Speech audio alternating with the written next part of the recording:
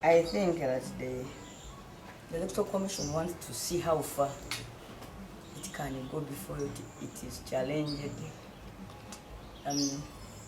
Definitely, what we have been having is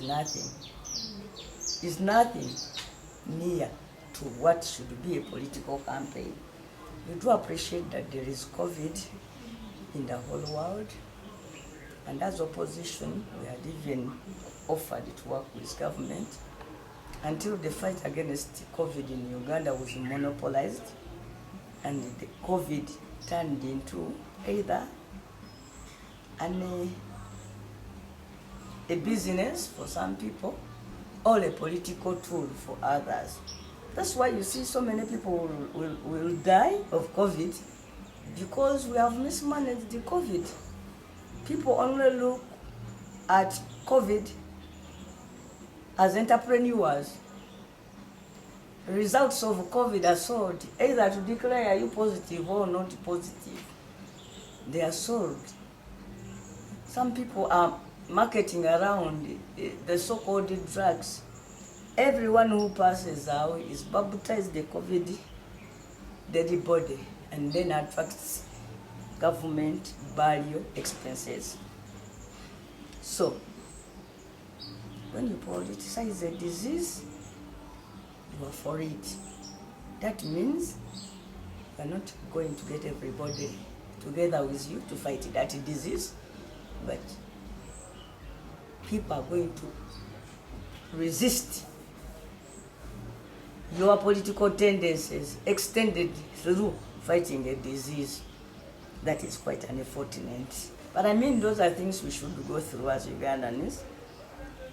There is also a temptation flying around. Mr. Museveni thinks that he can disallow the people in Mukono, Wachiso and Kampala, plus even in Masaka, and definitely Mr. Museveni feels that he can stop the Baganda from being part of this election of 2021. I was asking government, why do you go through all this pain to rig an election? If Mr. Museveni wants to be in power illegally, let him just declare and we deal with it.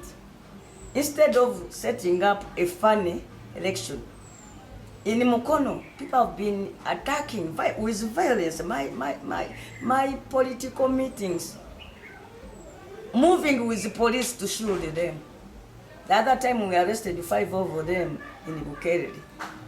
Today when you go to police, not even in the SD reference, there isn't anything like a case entered against those people.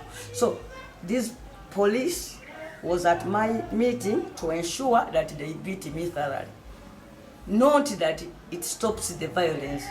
So some of us are prepared for something even worse than what has been announced so far.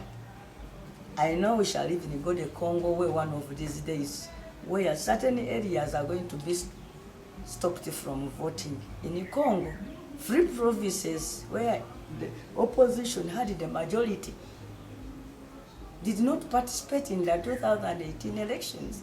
And today, Kabila went to the extent of rigging elections for the weakest opposition candidate.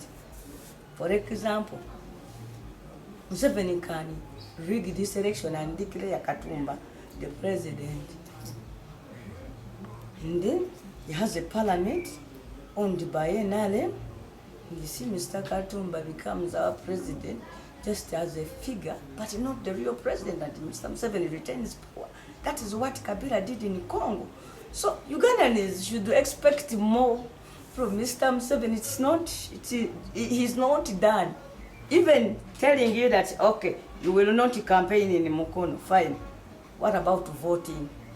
Equally, look at a polling station and how crowded it will be. We have 11 candidates for the presidency, assuming each of those 11 candidates sends 2 agents. Those are already 22 people. And then you have an MP. I have 7 people contesting against me. So we are 8 times 2, 16, plus 22. That is already 38. Then you go for the woman MP, also 8 times 2, 16. Now also count the electoral commission officers. People, you know, there is going to be the slowest process for people to go for an election this time. The process is going to be longer because, one, we are introducing 3 other aspects which have not been part of elections. Washing your hands, checking out for your mask, and then measuring your temperature. So when you go for elections, you will first test for COVID. I understand that they even intend to make us obtain certificates from the Ministry of Health for our agents who will be able to do that. It costs $65 to test a person in Uganda. So how will I be able to test, for example, about 500 people I need to deploy here to secure my election? We have 34,000 plus polling stations in the country.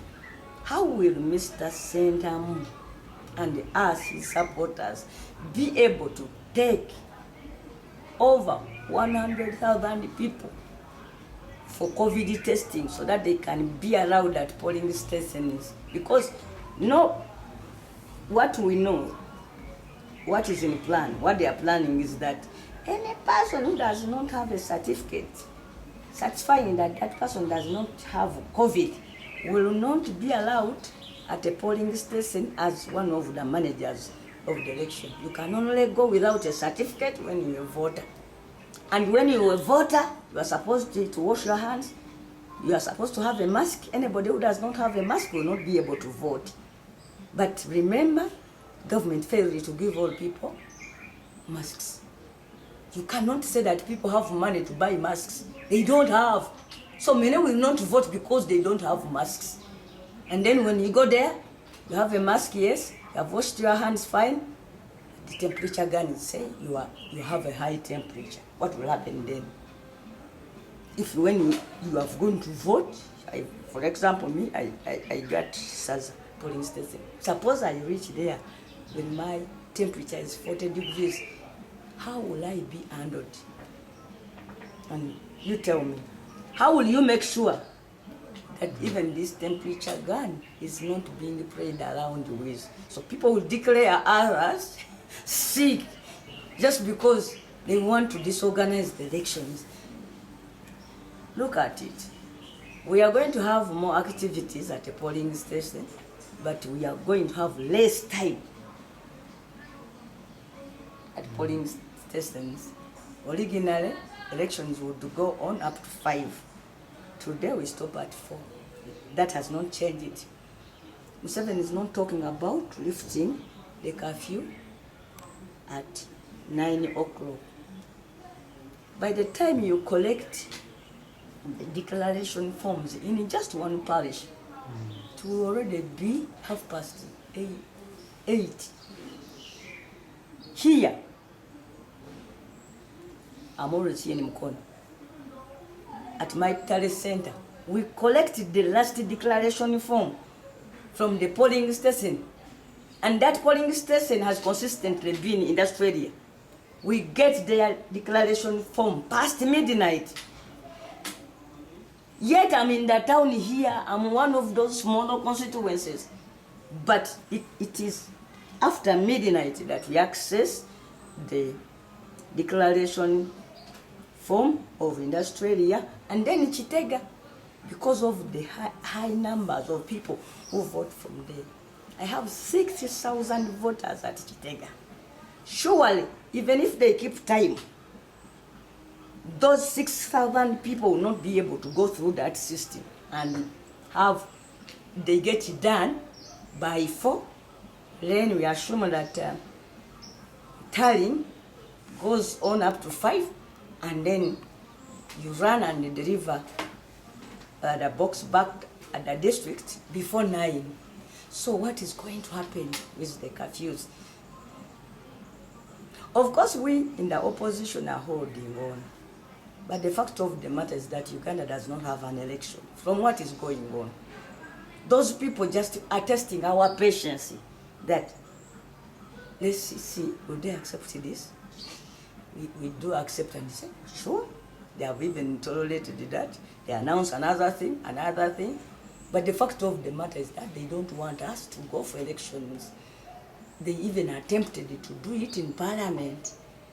It is because some of us went to court that was dropped.